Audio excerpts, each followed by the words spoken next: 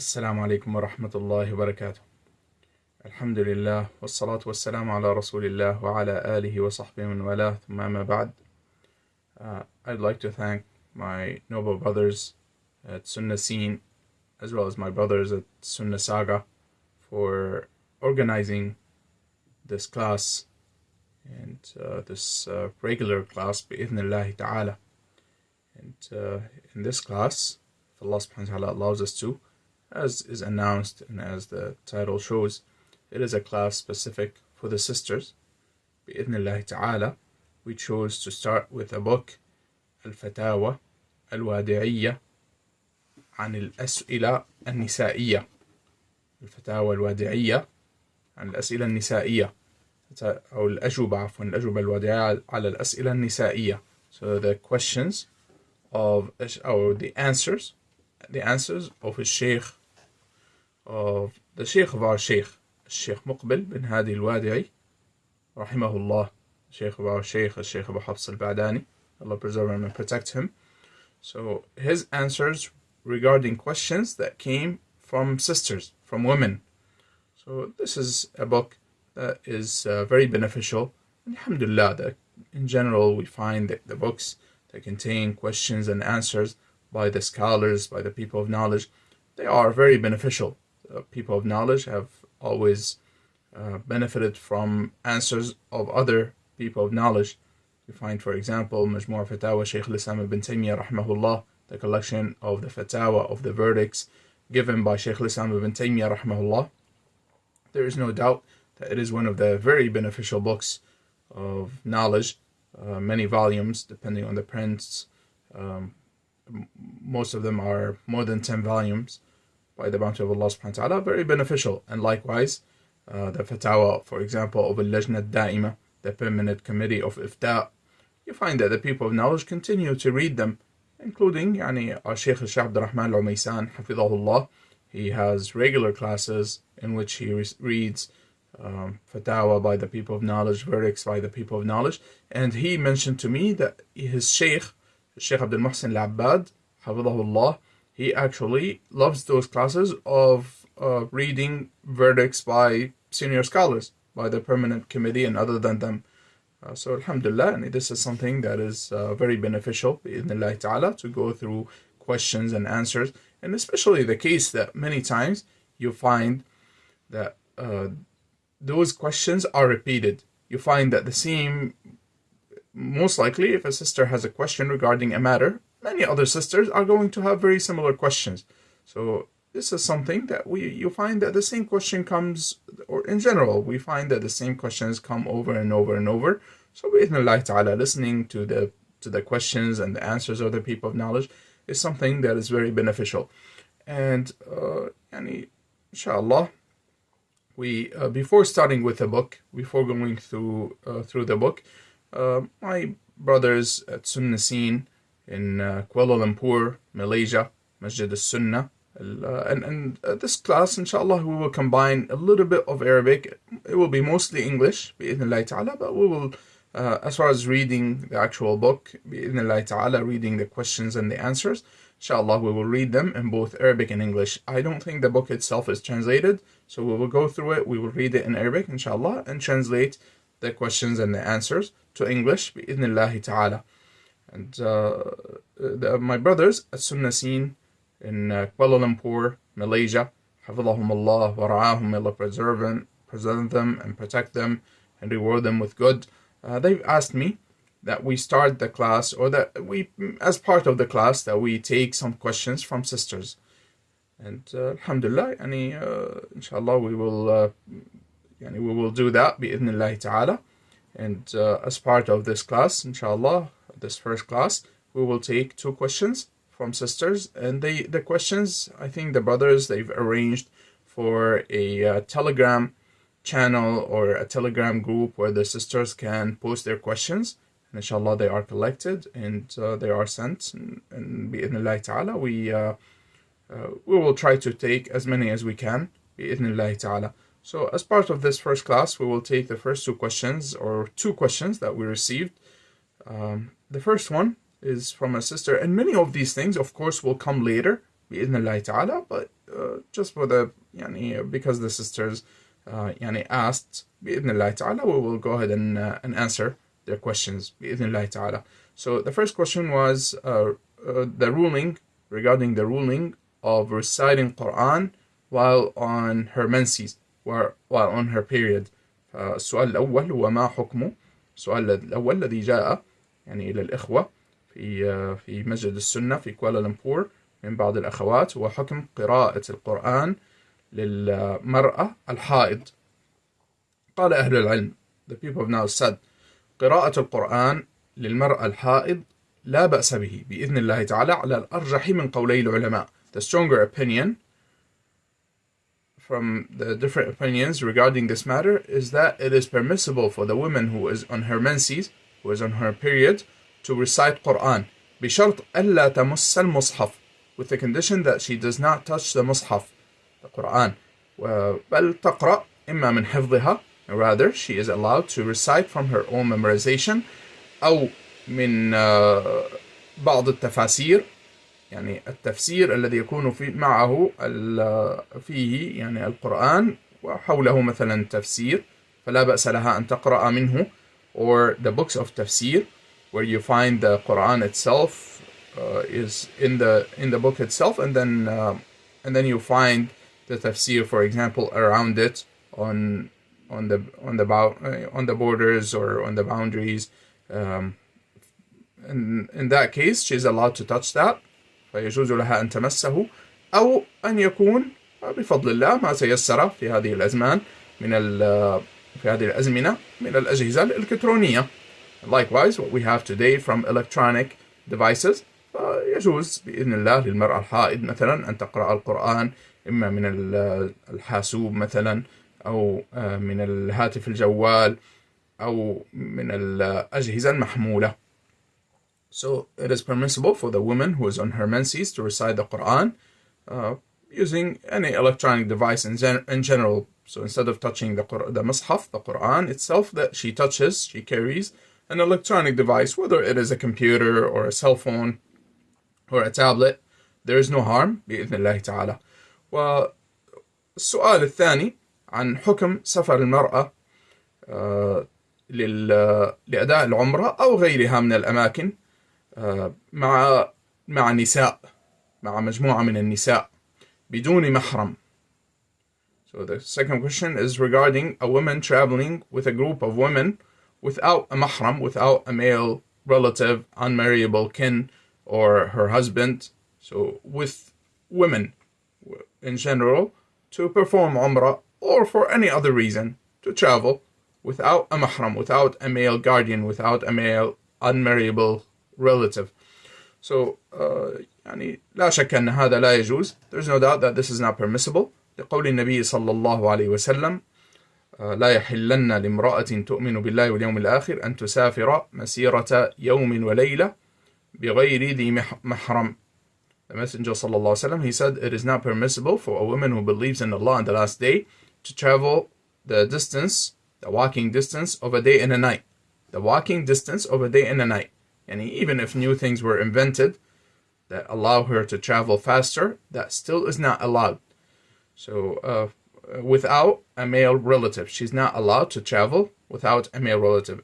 Furthermore, the people of knowledge, they say, even if the woman, she has the ability to go and perform Hajj, she has not performed Hajj yet, and she has the wealth, she has the physical ability, but she does not have a male relative who can travel with her, then the conditions for the obligation of Hajj have not been met for her, and therefore Hajj is not yet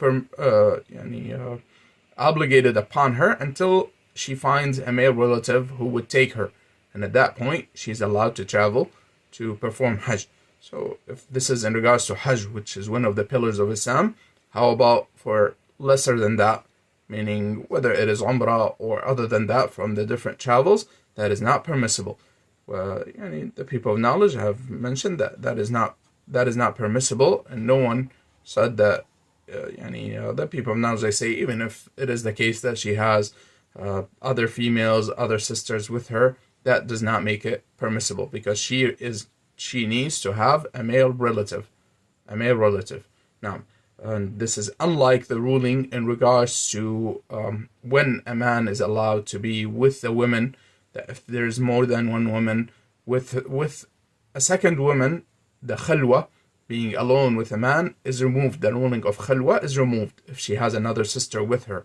Now, and inshallah, those details will come later, بإذن ta'ala. Now, so as to start with the book, يعني نبدأ بإذن الله تعالى بقراءة الكتاب، وهناك أسئلة أخرى إن شاء الله نؤجلها إلى الدروس القادمة بإذن الله تعالى. فيقول يعني نبدأ بقراءة الكتاب، والباب الأول الذي ذكره أو الذي جمعت هذه الفتاوى فيه هو ما يتعلق بطلب العلم. So in this book, the first chapter in which those answers were collected, the first chapter is regarding seeking knowledge. قال يعني من جامع الكتاب فتاوى تتعلق بطلب العلم, verdicts connected to seeking knowledge. السؤال: طالبة علم في المسجد إذا رجعت إلى البيت فعليها بمراجعة ما تعلمته، وذلك يتطلب الوقت الكثير، ولكن هي تعلم أن شغل البيت بانتظارها، فعليها أن تساعد أمها، والعمل في البيت يأخذ كل الوقت، وطلب العلم يحتاج إلى تفرغ تام، فإذا عملت في البيت لم تأخذ الكثير من العلم، كيف توفق بين هذا وبين التفرغ للعلم? So the first question is regarding a student of knowledge, a sister. Again, those are questions related to sisters specifically. So a sister who is a student of knowledge and she studies in the masjid. And the question says that when she returns home, she needs to go back and review what she learned and study what she learned. And that takes a lot of time. However, she is busy with some of her housework. And she needs to assist her mother. Of course, يعني قول السائلة فعليها أن تساعد أمها يدلنا على أنها تعيش مع والديها وأنها غير متزوجة. So the fact that she needs to assist her mother here in the question, it tells us that she is not married and she lives with her parents. قالوا والعمل في البيت يأخذ كل الوقت, and work at home takes all of her time. And seeking knowledge requires a lot of time, and it requires the person to free himself to seeking knowledge. So if she works, if she takes care of her housework or the housework of her parents, she assists her parents with their housework, she would not be able to gain a lot of knowledge. How does she combine between the two and between helping her mother with her housework and freeing herself to seeking knowledge? قال الشيخ rahimahullah, so the Sheikh, may Allah have mercy on him, قال إن استطاعت أن تتملص من الأعمال الدنيوية فعلت. If she's able to escape from doing the housework or the worldly affairs, then she should do so. Meaning, يعني ينبغي أن نفهم أن المقصود هنا أنها إذا لم يكن هناك حاجة يعني ماسة لشغلها أن تفعل ما تحتاج إليه أمها وحتى تتفرغ لطلب العلم. So here we should understand that what this means, if she's able to escape from her يعني work in the worldly affairs, she should do so, meaning that if she is able to, for example, there is no dire need and there is no, her mother does not specifically ask her, and rather, if she wants, she can help. If she wants, her mother is okay with her not helping with the housework and rather staying busy with her with seeking knowledge. So he said if she is able to escape or not do the worldly affairs or minimize the worldly affairs, then she should do so. وأنصحها بهذا, and this is what I advise her to do. فإن لم تستطع, if she is not able to, فعليها أن تنظم وقتها, then upon her is to manage her time. وهذه نصيحة طيبة. موضوع تنظيم الوقت, يعني إذا نظم الإنسان وقته بإذن الله يحصل علما كثيرا وهو لا يشعر, يعني ينتج ويفعل الأشياء التي عليه أن يفعلها من أمور الدنيا, وأيضا يستطيع أن يحصل علما كثيرا بتنظيم الوقت. And this advice is without a doubt a great advice from the Sheikh rahimahullah, that time management is a very useful tool. By way of time management, a person, by the bounty and the mercy of Allah subhanahu wa ta'ala, is able to do a lot of the worldly affairs, take care of his worldly affairs, as well as seek knowledge. So there is no contradiction and there is no conflict between taking care of the worldly affairs as well as seeking knowledge. Now, قال وأن تجعل الجزء الأكبر لطلب العلم, and that she should make the largest part of her time for seeking knowledge. وجزءا للأعمال الدنيوية, and to make a part for worldly affairs and taking care of her worldly affairs and worldly work. فلا يستطيع أحد أن يحصل العلم النافع إلا إذا كانت الدنيا تابعة للعلم. And here the author rahimahullah, the Sheikh rahimahullah, he said that one cannot gain the beneficial knowledge unless the worldly matters are a follower to knowledge and seeking knowledge. Meaning that seeking knowledge is first and has precedence over the worldly affairs, and then after that come the worldly affairs. قال أما إذا كان العلم تابعا للدنيا فلا والله المستعان. As for making knowledge and the matter of seeking knowledge to be a follower and to be after and to be inferior in one's eyes to the worldly affairs, then no, this should not be the case. Wallahu al-musta'an. And we seek the assistance of Allah in regards to that. قال السؤال الثاني أو السؤال الذي بعده: إذا كان طالب العلم الشرعي أو غير الشرعي في الجامعات، فإذا كان فيه اختلاط فهو حرام بين، وإن لم يكن فيه اختلاط فأين آية القرار؟ إذا كان طلب العلم الشرعي. So the sister asked if seeking knowledge, the Islamic knowledge, is either the Islamic knowledge or anything, studying anything in general, is in universities. If there's free mixing between men and women, then clearly it is impermissible.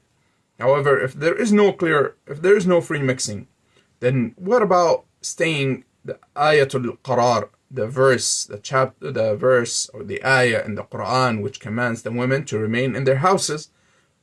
So the sister asked: فكثير من المسلمات يفهمن أن الابتعاد عن الاختلاط في المدارس هو القرار بحيث ما زلن يخرجن كثيرا من بيوتهن نرجو التوضيح. So the sister asked that many sisters and many women, they think, and in their mind, that if they are not in a free mixing, in an environment of free mixing, then it is as if they are remaining in their houses. It is as if they are obedient to Allah subhanahu wa ta'ala in regards to the command that they should remain in their houses. So they end up leaving their houses quite often. So we ask you to clarify this matter. The question to, again, al-Sheikh Muqbil al-Wad'i rahimahullah. قال الشيخ rahimahullah. So the Sheikh rahimahullah, may Allah have mercy on him, he said: القرار هو البقاء في البيت. As for al-qarar, وقرن في بيوتكن, and referring to the ayah, وقرن في بيوتكن, remain in your houses, then it is to remain in the house. وهذا لا إشكال فيه. And this, it is clear. There is no problem in understanding that. وأما معنى قوله وقرن في بيوتكن في ظرفية فالمراد ابقين في بيوتكن. So as for the ayah وقرن في بيوتكن, then it means remain in your houses. ويجوز لها أن تخرج للحاجة الضرورية. So he said, and she is allowed to leave if there is a need or if there is a reason. أما مسألة الدراسة, as for studying, والجامعات, and as for universities, فالصحيح أنها عطلت كثيرا من النساء عن العلم النافع. In reality, they kept many of the women busy from the beneficial knowledge. وعطلتهن عن الزواج. They also kept them busy away from getting married. Many of the women, meaning that those who are busy studying and running behind their careers and collecting degrees and running behind their careers, it keeps them away from getting married. ربما لا تتزوج المرأة. Perhaps a woman does not get married in this case إلا بعد أن تنتهي من الجامعة, until she is done with her university and until she receives her degree. وربما لو تزوجت بعد 15 سنة ما يأتي قدر 20 سنة إلا ولها 3 من الولد. Perhaps if she gets married after 15 years, 20 years pass and she has 3 children. فصحيح أنه يعتبر تعطيلا. In reality, this is considered that she is neglectful of the matter of getting married. وينبغي أن يعلم أن مدارسنا وجامعاتنا وهكذا أيضا مستشفياتنا ليست مبنية على أساس إسلامي، إنما هي مبنية على تقليد أعداء الإسلام. So he said we should understand that our schools, our universities, even our hospitals are not established upon the correct Islamic establishment and foundations, but rather they are built upon imitating the disbelievers. فقال رحمه الله قال فأنا أنصح بالبقاء في البيت. He said, I advise them to remain in their houses. وقد سمعتن قول النبي صلى الله عليه وسلم المرأة عورة فإذا خرجت استشرفها الشيطان.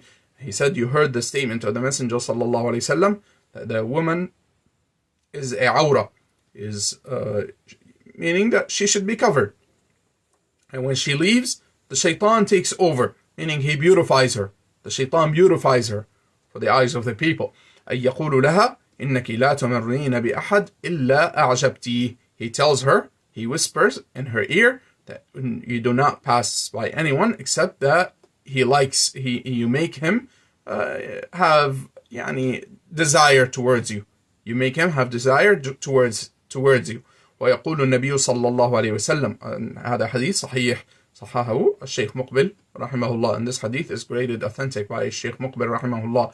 والشيء من باب الشيء بالشيء يذكر. الشيخ مقبل لا شك أنه من العلماء المحدثين, ممن اعتنى عناية خاصة بعلم الحديث رحمه الله. And we should point out that Sheikh Muqbil rahimahullah, the scholar, the Sheikh who answered those questions, is one of the known scholars to have studied and have taught the science of hadith and the authenticity of the hadith. So he was from the scholars of hadith specifically, and he had he was very strong in regards to the matters of hadith rahimahullah ta'ala. طيب وقال ويقول النبي صلى الله عليه وسلم, he said, and the Messenger صلى الله عليه وسلم says, ما تركت بعدي فتنة أضر على الرجال من النساء. I have not left a trial after me that is more harmful upon the men than the women. الأمر خطير. He said, this matter is very dangerous. فننصح بالبقاء في البيت. We recommend and we advise that the women remain in their houses. ولا تخرج إلا لحاجة. And that she does not leave except if there is a need, except if there is a reason. والسؤال الذي بعده, السؤال: إذا كانت المرأة قارة في بيتها وتفضل البقاء هناك فلا تذهب حتى إلى المسجد، أهي خير أم المرأة التي تطلب العلم وتقصد المسجد? So he was asked, a woman who remains in her house and she prefers to remain in her house and she does not go even to the masjid, she does not go to the masjid, is she better, or is the woman who seeks knowledge and goes to the masjid is better? انتبهوا إلى جواب الشيخ رحمه الله. قال المرأة التي تبقى في بيتها وتتعلم في بيتها خير. So the Sheikh rahimahullah, he said the woman who remains in her house and studies in her house, this is good. And alhamdulillah, by the bounty of Allah subhanahu wa ta'ala, the matter of seeking knowledge has become easy, that the woman can study and can learn and can seek knowledge while remaining in her house without the need for her to leave and to go. Now, قال لأن النبي صلى الله عليه وسلم يقول, because the Messenger صلى الله عليه وسلم says, لا تمنعوا إماء الله مساجد الله. Do not prevent the female servants of Allah, the houses of Allah. Do not prevent them from going to the houses of Allah, to the masajid of Allah. وَبُيُوتُهُنَّ خَيْرٌ لَهُنْ. And their houses are better for them. Their houses are better than for them. انتهى من شريط أسئلة امرأة جزائرية. This is the end of some of the questions from a recording titled as Questions from a Woman from Algeria. نعم. ونكتفي بهذا المقدار. أسأل الله أن يرحم الشيخ مقبل رحمة واسعة وأن يغفر له ولمشايخنا ولعلماء المسلمين ولجميع المسلمين. أسأل الله سبحانه وتعالى to have mercy upon al-Sheikh Muqbil, forgive his sins, and to have mercy upon all of the scholars of the Muslims and the Muslims in general. And I repeat, may Allah reward my brothers at Sunnah Saga and Sunnah Scene for organizing this class. May Allah reward them abundantly for organizing this class, and may Allah reward all the brothers and the sisters who are listening in and attending, those who attended this class. وصلى الله وسلم وبارك على نبينا محمد وعلى آله وأصحابه أجمعين. سبحانك اللهم وبحمدك أشهد أن لا إله إلا أنت أستغفرك وأتوب إليك.